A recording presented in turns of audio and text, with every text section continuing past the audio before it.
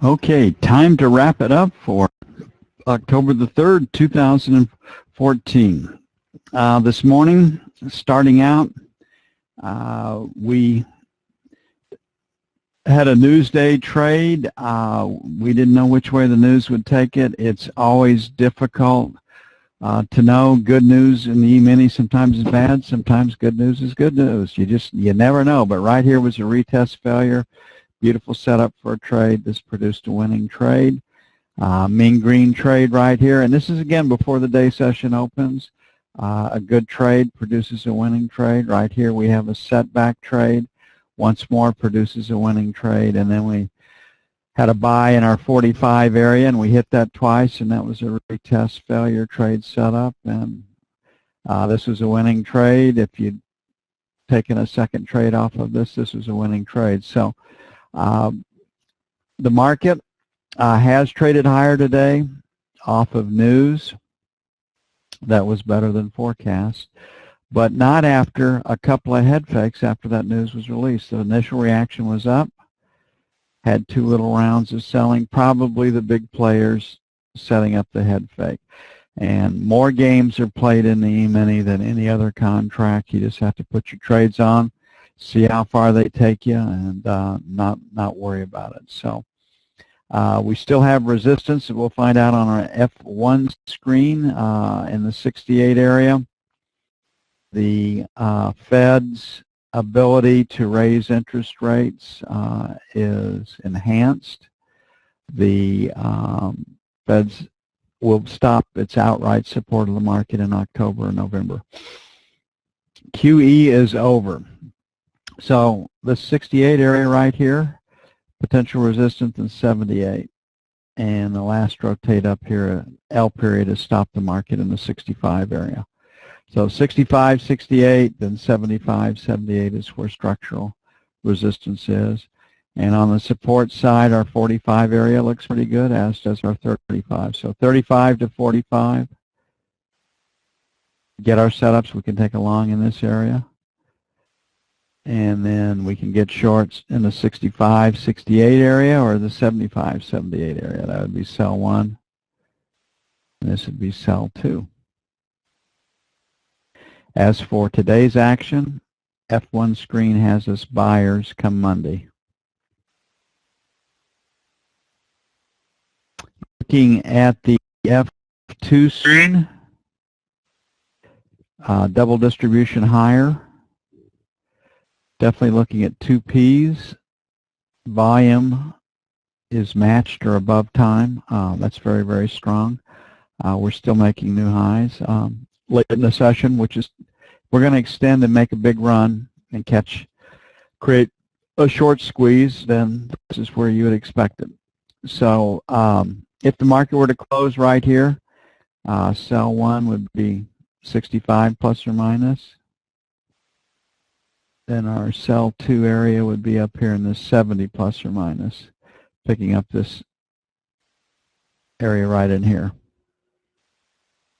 On the buy side, the first opportunity we would have to buy would be this last rotate down to 58, so 58.60. There is no news on Monday. Would be buy 1 for Globex, and then our 55, 57, which would be a lot more comfortable.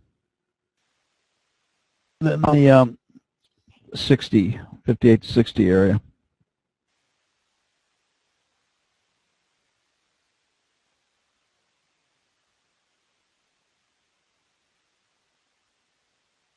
A lot of stuff comes together between that 55 and 58 area, so that would be the area that we'd be looking at to initiate along and then see how far it takes us. Again, for those of you that are having trouble trading, if you haven't gone back and confirmed my calls and our trading methodologies, our RTF setup, our setback setup, and our mean green trades, you need to go back and do that. Sitting there and watching it for a month or two is not the same as going back and writing it down. And if you want to speed the process up, playback can get you to the Trader's Kingdom up to 10 times faster than you can do it just by watching the action unfold on a day-to-day basis. Okay, the F1 screen here, we're sellers. Next week is the auction week, 3-year on Tuesday.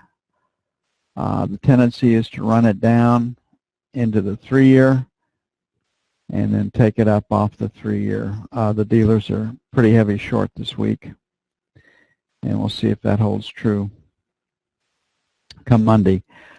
Resistance is at 25.08. We haven't really cracked through it. We're knocking on the door, but you can see 8.5, 7.5, this little spill from 7. So selling failure to take out our 6.5 to 12 area would be the trade. And on the buy side, the last rotate down stopped really against the buck. So 29 to 01 would be buy 1. And then if we break the lows at 26, we'll make it 17 to 21. I don't think there's any way in hell that we can get to 17 to 21 in Globex, so I think we'll be looking for support against 125 even, and resistance in the 25.08 area.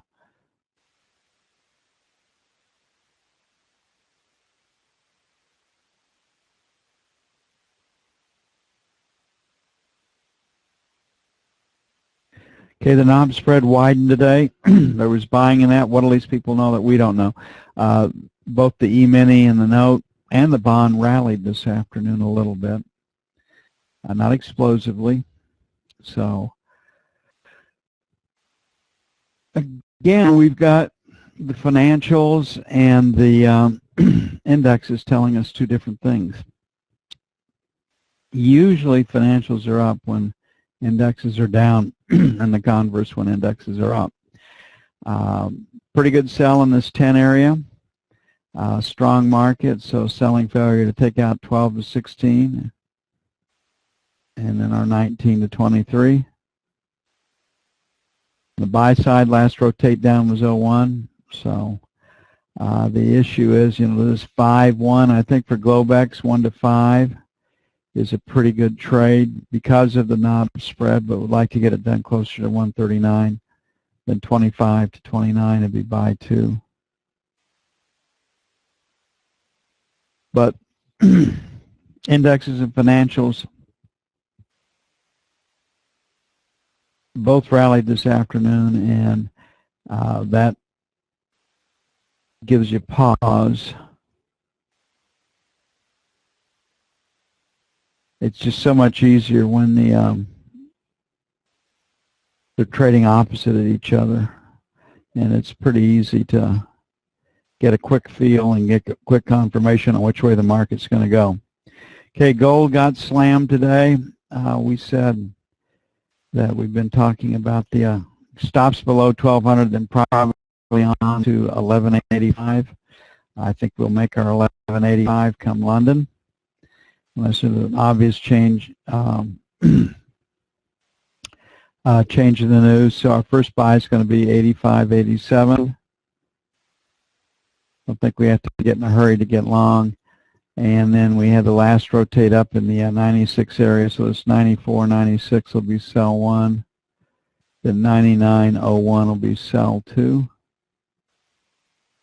And there's a lot of reasons for selling in gold, but the biggest thing that's changed this year compared to last year is that the large institutions no longer see the utility or the advantage in owning gold outright. The plays they want to do in gold will be via gold stocks, or at least they can get paid something on their money, as opposed to storing gold. And ultimately, something has to produce income, or it's not of much value. You can't eat gold, and it is a hedge against bad economic times. It's a hedge against war. Okay, looking at crude. Crude got slammed again today. I just put an article that ISIS has taken the city of Anbar, which is west of Baghdad. There were reports last week that ISIS was on the doorsteps of Baghdad. And but the markets are telling us, and these markets are ultra sensitive, that the supply of crude is not jeopardized. So our 89.25 to 50 will be buy one. Buy two will be 75 to the buck. On the sell side, we're going to make it pretty damn aggressive, 90.25. And then we're going to have 50 to 75 for sell two.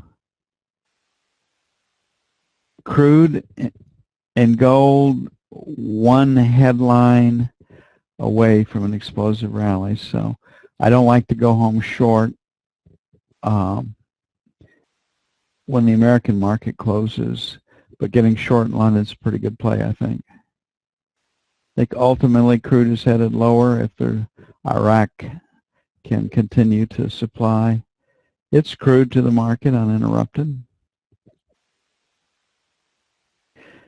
because of increased supply around the globe and the steps that Saudi Arabia is taking to at least keep some supply off the market. Saudi Arabia won't cut their production willingly below 8 million barrels a day. Okay, Goldman a couple of weeks ago said 125 for the euro, and they were right. We've gotten there. You can see this 125, we haven't been there in a long time. Huge sell, so structurally right here, the 25.75, 26 area is prime sell territory. It's going to take a while to get there, so the first area you'd have to get through would be 51. But the market is selling for all the right reasons. Europe, I was reading an article on Germany, supposedly the strength and powerhouse of Europe, how they were trying to get some soldiers out of Afghanistan, and the airplane broke down, and they were trying to take relief supplies to Syria, and their airplane broke down, and they were both grounded, and they had to offload the cargoes on other people's airplanes, and to get the job done. The joke was maybe we'll have to borrow Merkel's airplane. But this supposedly is the richest country on the continent of Europe, and their military readiness and their ability to respond and put birds in the air is pretty damn limited. There was an article out last week about 75% of the German fighter fleet is grounded because of a lack of parts. This is a country that's not serious about their existence. So there's a lot of reasons to sell the euro, and the biggest one is the central bank wants it to head lower. Okay, so pretty clear selling right here, pretty difficult to avoid. The couple of years ago when it bottomed out, 118 was the low.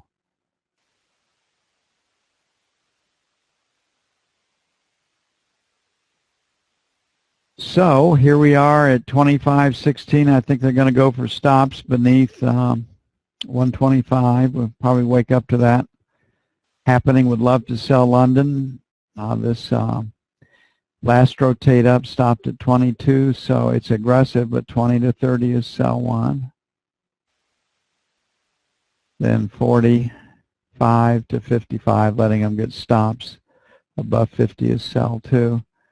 On the buy side, if 125 holds, I can get long into the idea of testing that 30 to 50 area. So buy one will be 25 plus or minus. It's a very, very round number.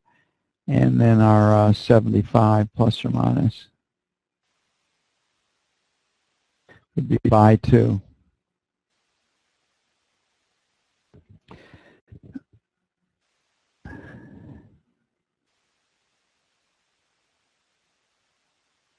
That's all I have for today. I will see you all bright and early Monday morning. There's no news scheduled. Monday morning to shake things up. Will be dependent on what goes on in Asia and the EU and perhaps Syria/Iraq, the battle with ISIS. Y'all have yourself a great weekend. We're 54 degrees, winds blowing